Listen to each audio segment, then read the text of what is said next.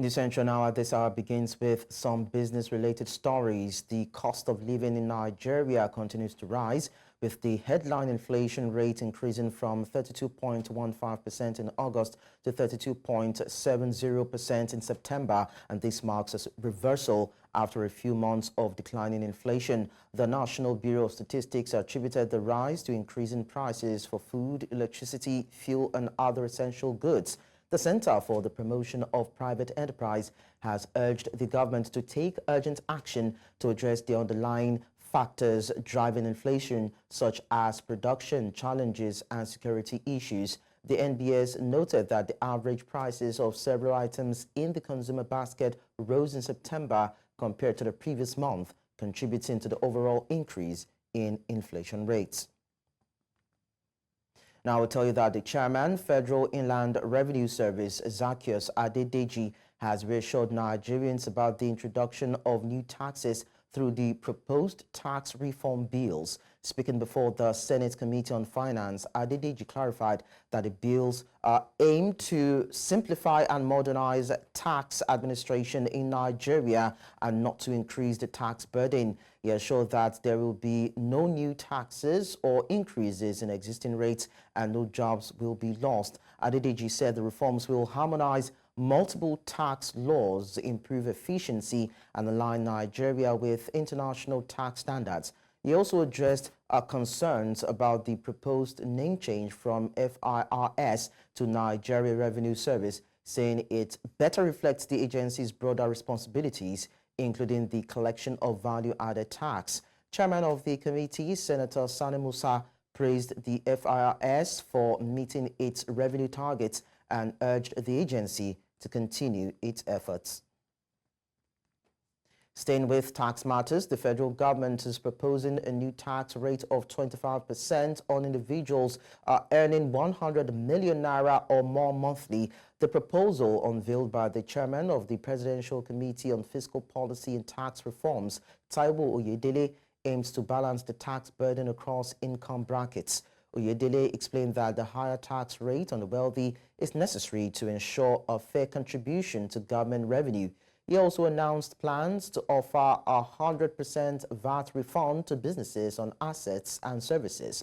The government believes this measure will alleviate the financial strain on businesses, as VAT paid on assets like cars and laptops often increases their operating costs. By refunding this tax, the government hopes to encourage economic activity and reduce inflationary pressures.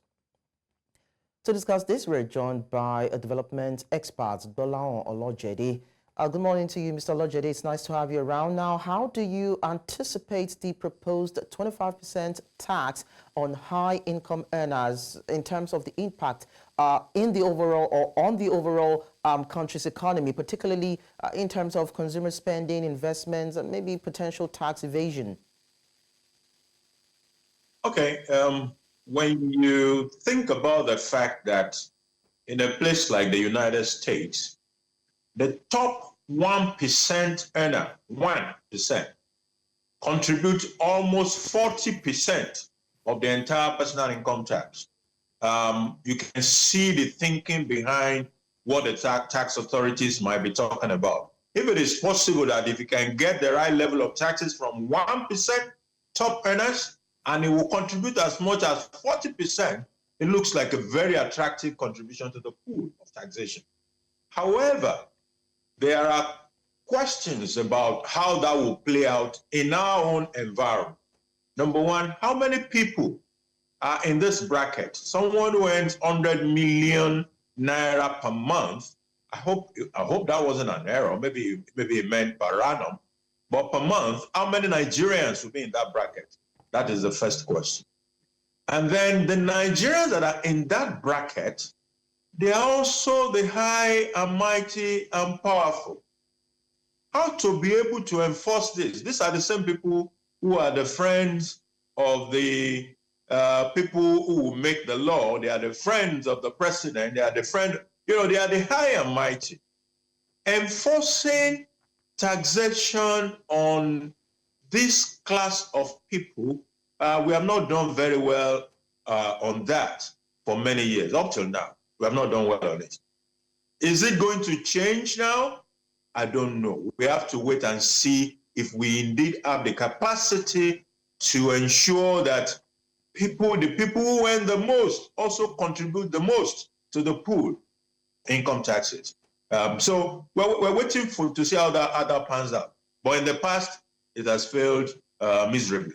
But some people have said that, the fact that the Nigerian government has come out to say that there's going to be the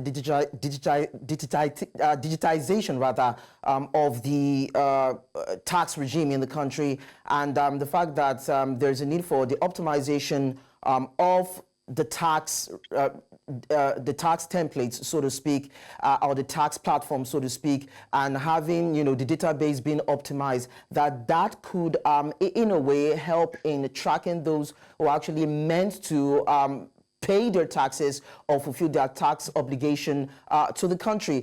So don't you think that when all these is put in place, that could in a way capture the platform, capture the demographics of those that are actually needed to actually pay their taxes? It's to capture that the demographic. It's another thing to implement what the tax authorities are saying they will implement. There is also one thing that will start to happen when we go along that direction. People will start to hide the income. So the people you're chasing after, it is because the money is within a system that can be captured. That is why you are able to capture them. And in an environment like ours, where there is still a lot of things that could be done outside of the financial system, you might start to see all sort of outside the financial system and disguised transaction in some forms or the other.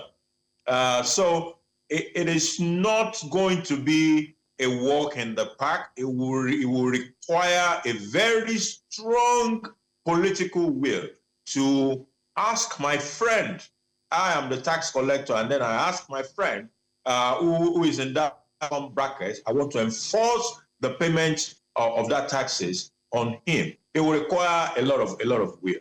I just hope we'll be able to get there. Okay, so in the past we've had things like taxes on private jets and some luxury items. You need to ask yourself, how far did we do with that particular taxation? Interesting. So then how would you also evaluate this proposed tax reform in terms of income distribution and overall tax burden on different segments of the population? Some people have said that it's probably skewed and it's not fair. The whole essence of the reform is to make it fair. To say that the people who have had the kind God break their kernels, or how do we put it, should contribute more to the pool if you earn more. In fact, the whole idea of calling income tax, personal income tax payee, which is pay as you earn, is to capture that canon of taxation, that those who earn more should also contribute more to the pool of tax. So the essence of the reform is not to make it unfair, but rather to make it fair, to ensure that, because what you see in Nigeria today is that only a segment of the society is carrying the bulk of the income tax. If you work in a structured environment where your tax has been deducted from your salary before the net is paid to you, those are the people carrying the bulk of the problem. All the other people who are in the informal sector or whose income cannot be reasonably, taxes cannot be deducted before you give them their income, a whole lot of those people are not even paying taxes. Some of them are paying extortion, which is when some tax people come after them and say this and this and this. Then they call the tax man aside and give him something, and he goes away. That is not taxation. It is actually extortion when those officials of government come to you and you bribe them and they go away. So only those in the formal system, as we speak today, are carrying the body. Let me give you a very good example. There was a case in this country where a former governor for 8 years was contesting for the presidency. And then when you are contesting, part of the form you fill will show your income tax. And then when you go and look at the income tax of this governor for 8 years, the taxation he has paid is as if he's a teller in one of the banks. In fact, some entry-level people in the banks are paying more taxes than this former 8-year governor had paid. So it should tell us that something is wrong about the tax system that we have right now, which is why this reform is meant to bring equity onto the platform. Okay. And I just hope we'll succeed largely. So you've actually pointed out some loopholes, this tax or new tax regime or bill that is coming up right now. But then when you look at all the encumbrances and the issues, do you think it will now have any form of potential implication or rub-off on the businesses, small and medium-sized enterprises, and probably, the higher tax rates? Probably there's going to be some sort of mitigation in that line. Is there anything we could hope for looking at this? I think it would be good. If it's implemented, it will be good for businesses. There are protection belts for micro businesses, for example. So the tax law said, if your annual revenue is not more than this amount, you don't even have to pay anything. It has removed VAT from certain items. It is saying again that even for businesses who pay certain VAT in the cost of their production, that those VAT that they pay, which will have increased their cost profile, will be refunded back to them. So the target is not to burden the businesses, but to see how the burden could be shared in an equitable way across the entire taxable persons in the system. So people who earn more should pay more. People who earn so low, you don't even have to pay at all. People who are producing certain cost profile going higher, we want to be able to take out of that amount and ensure that their cost profile is lessened by that amount if it is implemented. Then you have also the fact that there is harmonization.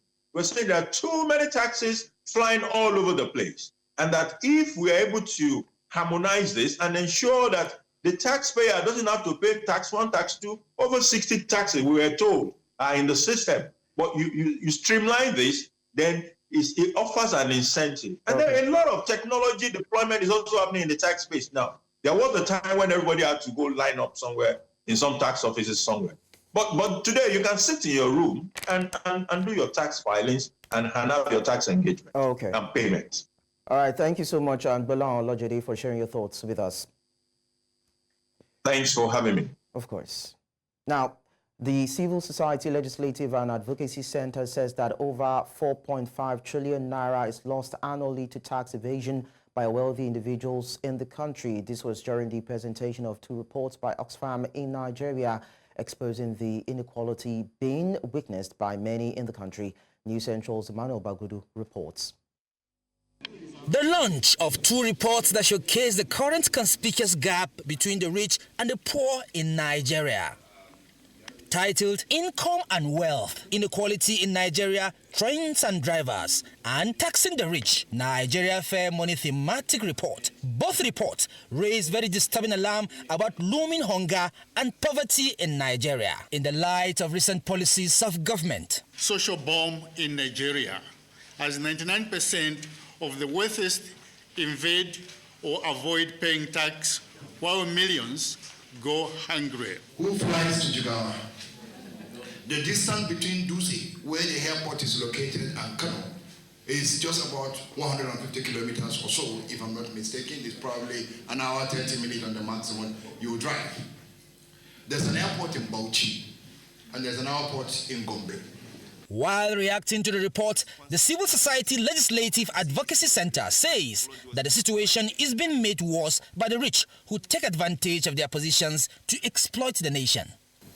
We have noted that at least 99% of the super rich avoid paying their share of taxes. This is scandalous. All the people that you think they should be at the forefront of paying their taxes, they are not paying. They get almost everything free. Car free, fuel free, NEPA free, even ATM, phone to call free. Poor citizens living below the poverty line are said to be at the receiving end as inflation persists in the country without reasonable wage increase. Many women, the reason why poverty is more, from the women is because they have been ambushed. They have been denied from going to, school. You marry them up, when they are supposed to be actually in secondary school or in the university so that they can be, useful to themselves. Now you marry them up after they giving birth to 1, 2 children, you divorce them, you abandon them, or you even run away. In a community in Bauchi State, I met a young girl who had dropped out of school. And I asked her why. And she said her family could not afford 3,000 naira. I need you to reflect. And 3,000 naira is just about $2. And the report stated that families and households in a day cannot afford $2. Now that 3,000 naira is needed for a term. The stakeholders, however, gave recommendations which include policy reviews, digital innovations, public engagement, and lots more to fix the nation's tax systems. In Abuja for News Central, I am Emmanuel Bagudu.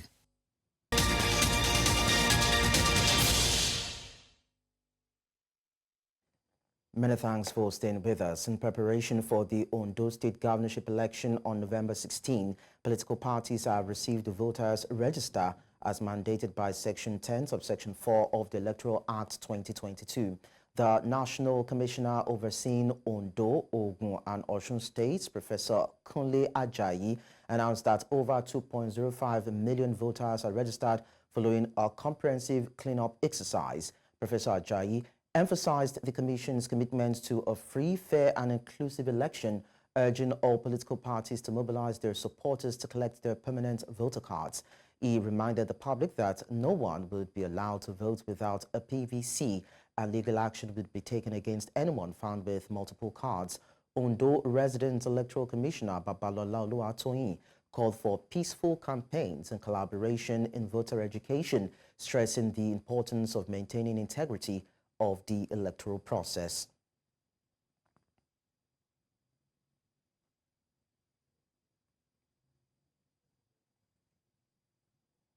Now, the Rivers State House of Assembly, led by Martin Amewule, has declared the seats of Edison Ihie, the Chief of Staff to Governor Siminalayi Fubara, and 3 other pro-Fubara lawmakers vacant following their absence from sittings for 152 days. Making this known during plenary, Speaker Martin Amewule pointed out that Ihie did not properly write to inform the House of his new office, and as such, his seat has been declared vacant.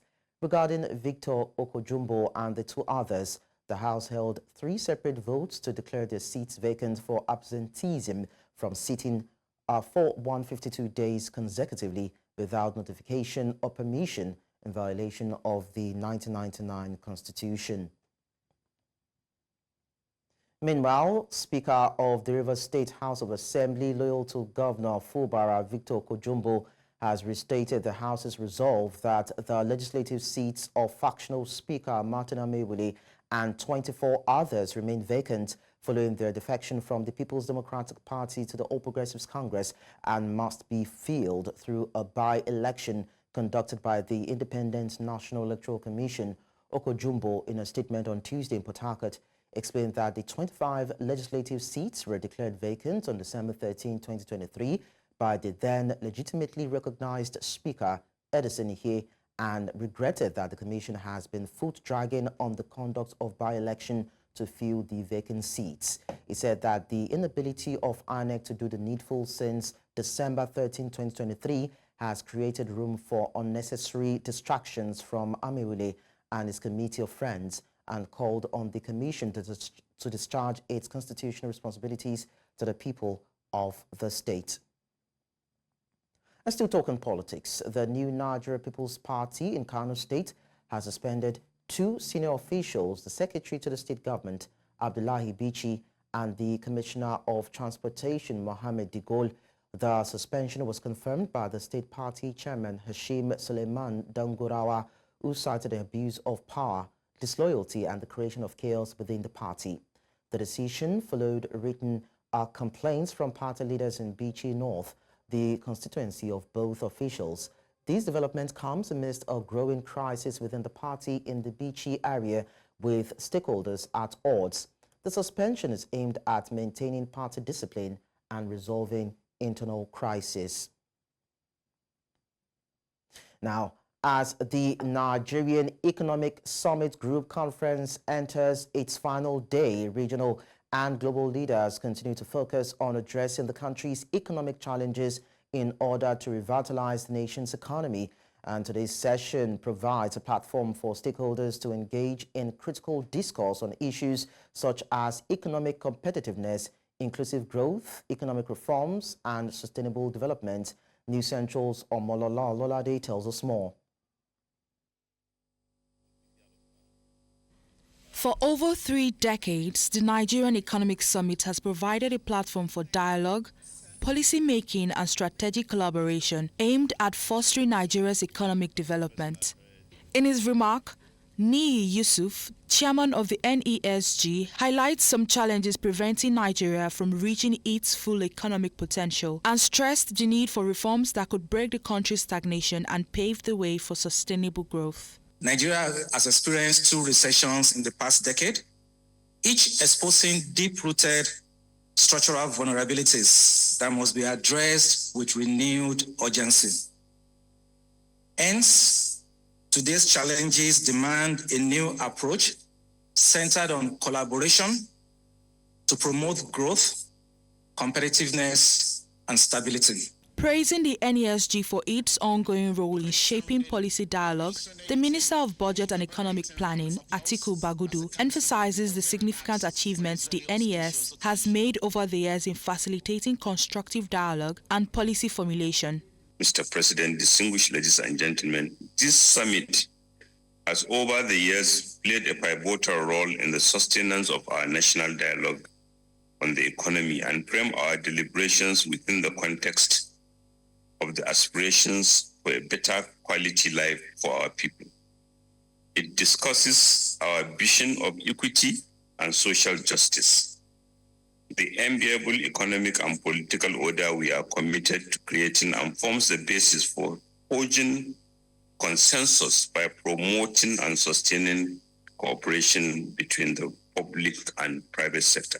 A major concern in Nigeria today is inflation. The rising cost of living has had a severe impact on the poorest citizens, particularly the youth, who are finding it increasingly difficult to achieve their full potential. The senior vice president of the World Bank Group underscores the need for better economic management, particularly in key sectors like oil, which has been poorly managed, contributing to Nigeria's economic decline. Africa goes as Nigeria goes. So given the size and significance and the success of Nigeria's reforms that are happening today will give a big boost to countries across the continent. There is a lot of suffering in all sections in all parts of Nigerian society, but especially among the poor and the young. They want good schools, they want decent colleges, they want decent healthcare, good jobs, and safe conditions that allow them to use this potential. Before declaring the summit open, Vice President Kassim Shettima calls for prioritizing economic diversification as a means.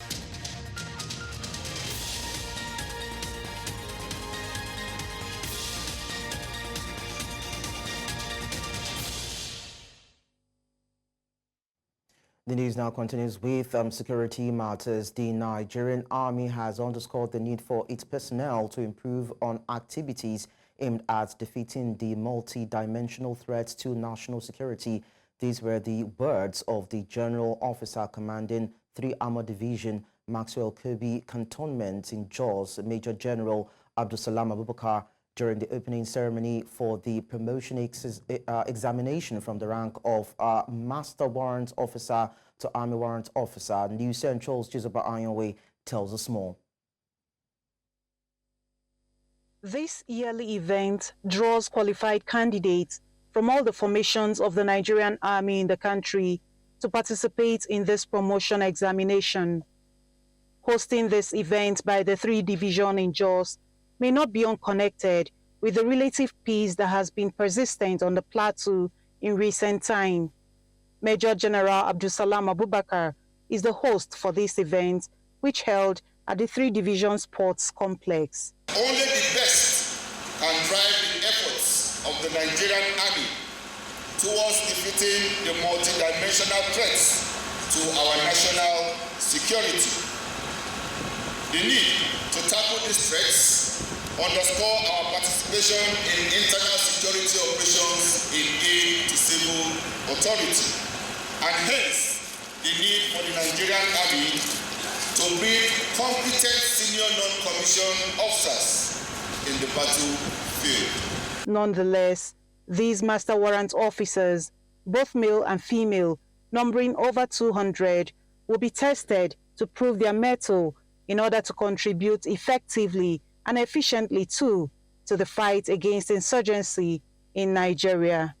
During the course of this exercise, you will undergo medical examination to ascertain your fitness to undergo the rigors of the physical fitness aspect and the exercise in general. Other areas are weapon handling, current affairs, and general service knowledge, which will involve physical activities as well as written examination and oral interview. But let me assure you that equity, fairness, and justice shall be our watchword and guiding principle in the course of this exercise. We should not entertain any fear of the capacity, integrity, and sincerity of the members involved to accomplish this all-important assignment. As the 2024 promotion examination ends in 2 weeks, it is expected that successful candidates would become familiar with the high degree of skills and expertise needed to prosecute the war against terrorism. In Jos for News Central, Chizoba Anyonwe. But I'll tell you that Nigeria's Minister of Finance, Wale Edun, has reiterated the federal government's commitment to growing the country's economy and creating jobs for millions of youths in the country. The minister made this known during a high-level panel discussion on the sidelines of the Nigerian Economic Summit holding in Abuja. Perpetual Fasami Peter reports. Featured Nigeria's Minister of Finance and Coordinating Minister of the Economy, the Country Director of the World Bank, among other high-level panelists. The session themed Fiscal Reforms for a More Secure Future sought to measure government's current reforms and the impact on the state of the economy. The Finance Minister maintained that the reforms are working, especially when compared with available macroeconomic indicators. The macroeconomic reforms are working. If you grill the World Bank on some other indicators, GDP, the budget deficit, the balance of trade, and so forth, they will tell you they're all positive, they're all going in the right direction. So what we need to do is to sustain. Questions were asked on the attitude of government officials towards its current reforms and its plea for citizens' change of attitude. The panelists said yesterday that the government needed to show good faith by leading by example. Is the government listening, and which areas should Nigerians expect to start seeing plugging of holes and tightening of belts so that we can see less wastage and possibly begin to see ministers looking very lean as a result of them tightening their belts? It is not reform without end. It is not belt tightening without end. So what the government is now pivoting to what will grow the economy, create jobs, reduce poverty, which is the president's overall aim and objective. Other panelists also sought to know measures being put in place to improve the nation's spending culture in a bid to alleviate the hardship being faced by citizens. So once you collect more revenue, the other part of the equation is how do you spend it better? And how do you spend it to address those needs of the population? And I think that's why also it's quite important to focus on the expenditure side. In terms of the social programs, I think it is the NEL Fund, the Nigerian Education Loan Fund. They publish exactly what they are doing. And I think same with the Consumer Credit Corps. And for the Social Investment Program direct transfers, we are preparing the kind of dashboard that would tell people exactly what has been given to whom and when. The minister further expressed confidence that citizens will soon begin to feel the effect of government's reforms. In Abuja for News Central, I am Perpetua Fasami Peter. We now take you to the Horn of Africa nation, where Kenya's Senate has begun debating the impeachment of Deputy President Rigathi Gachagua after the embattled politician lost yet another court bid to halt the process. In a historic move last week, the lower house of parliament, the National Assembly, voted overwhelmingly to impeach Gachagua on 11 charges, including corruption and abuse of office. The 59-year-old has denied all allegations and will continue to serve in his role until the Senate decides whether to approve his removal.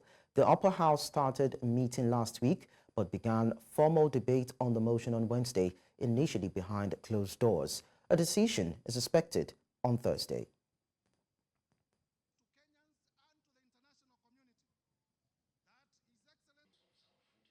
The former Botswana president, Ian Khama, has returned to the country after years of exile in South Africa. He has made it clear that he only returned to unseat President Mokgweetsi Masisi once a close ally from office. Khama has called Masisi the Botswana version of Donald Trump and believes appointing him as his successor in the governing Botswana Democratic Party was a mistake.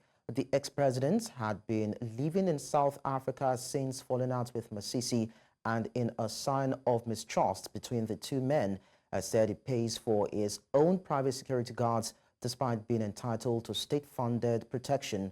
Khama is now campaigning against his former party. Meanwhile, Botswana will be heading to the polls on the 30th of this month, with the incumbent president Mokgweetsi Masisi seeking a second and final term. And now to discuss this, we are joined by Dr. Kesitegile Gabochwang, Member of Parliament, Botswana Congress Party. Thank you so much for joining us on the news. All right, I think we actually do not have the Member of Parliament right here, of course, to talk about this, but then we'll have him on our subsequent bulletins to get more details from him as regards what's happening in Botswana. Now, let's move on to tell you that the United States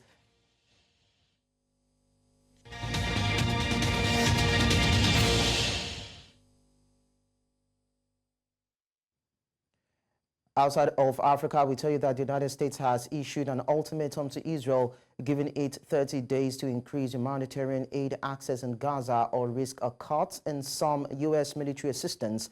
The letter sent on Sunday represents the strongest known written warning from the U.S. to its ally and comes amid a new Israeli offensive in northern Gaza that has reportedly caused a large number of civilian casualties. According to the letter, the United States expressed deep concerns about the deteriorating humanitarian situation, stating that Israel denied or impeded nearly 90% of humanitarian movements between the north and south last month.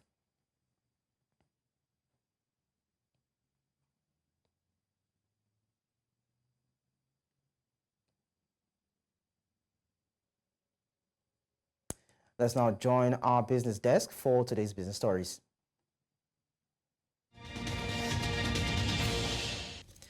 At the Nigerian Economic Summit, the senior vice president of the World Bank, Indermit Gill, while delivering an assessment of Nigeria's economic stability, emphasized the urgent need for the nation to navigate its current uncertainties and foster an environment conducive to innovation and sustainable development. The summit, themed Collaborative Action for Growth, Competitiveness and Stability, aims to address pressing economic challenges and promote inclusive growth. The Vice President's remarks underscore that without strategic collaboration among stakeholders, Nigeria risks exacerbating its existing economic crisis. The Nigerian reform are the same, and they are: 1. Learn from your policy mistakes. 2. Let markets determine the exchange rate. 3. Keep public debt sustainable. 4. Adopt oil price-based fiscal rules. 5. Make accounting and allocation of oil revenues fully, completely, painfully transparent. 6, devise a public investment program that promotes the diversification of the economy. 7, above all, and this is the difference between the Norwegian experience and the Nigerian experience, stay the course. It might take a decade to reap the dividends, but if you stay the course, you will surely reap the rewards. Surely as night follows day. Now, that ends my history lesson. Let's talk about today. So today, Nigeria is once again at the crossroads. It has begun to implement a far-reaching, politically difficult reform with national, regional, and even global repercussions. Without solid progress in Nigeria, the sustainable development goals that we all talk about will remain out of reach. Cocoa futures have surged by over 80% year-on-year, with more than 10% rise since October, as adverse climate conditions severely disrupt the harvest season for the world's top producer. In Ivory Coast, heavy rains, particularly in the southwestern region, have intensified since the final week of September. These downpours have not only hindered the harvest, but also complicated the drying process and delayed the transport of beans to the ports.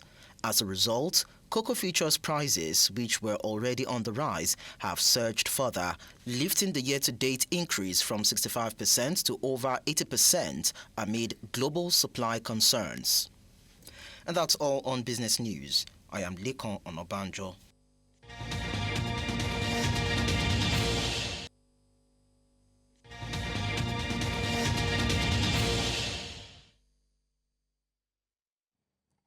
In sports, Nigeria's House of Representatives has condemned the ill-treatment meted on the nation's Super Eagles football team in Libya and urged the federal government to summon the Libyan ambassador for an explanation on the matter. This followed the adoption of a motion of urgent public importance raised on the floor of the House, as they called for an investigation into the matter. Our correspondent, Idong Joseph, tells us more in this report. That I will be faithful and bear true allegiance. The legislative business of the day commenced with the swearing-in of lawmaker Dennis Agbo, who was recently returned by the Court of Appeal sitting in Enugu State after the tribunal has sacked him as a member of the House of Representatives. The inhumane treatment meted out to the Super Eagles of Nigeria in Libya took center stage as a debate ensued on the floor of the House, with members condemning the acts. They urged the Nigerian Football Federation to officially complain to the Confederation of African Football, as well as the Federation of International Football Association.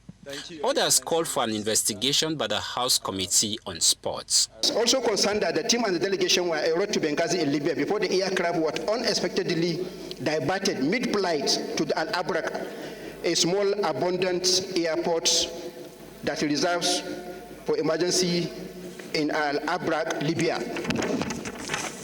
Number 4, to call on the federal government of Nigeria to immediately invite the Libyan ambassador to Nigeria for questioning on the development above. Nigerians and also Africans, I fully endorse all the prayers as encapsulated in the motion that was moved by my able colleague, that this matter deserves very, very serious and urgent investigation.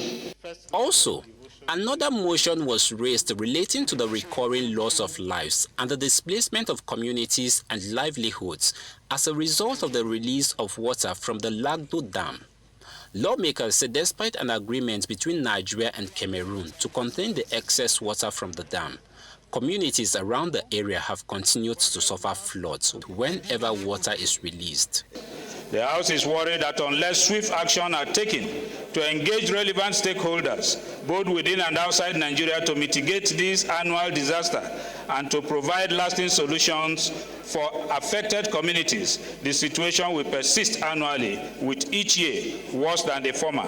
While these concerns were referred to relevant committees of the House for further legislative action, lawmakers are calling on the government to make budget provision in its 2025 budget proposal for the construction of the agreed dam with Cameroon to avoid another flood.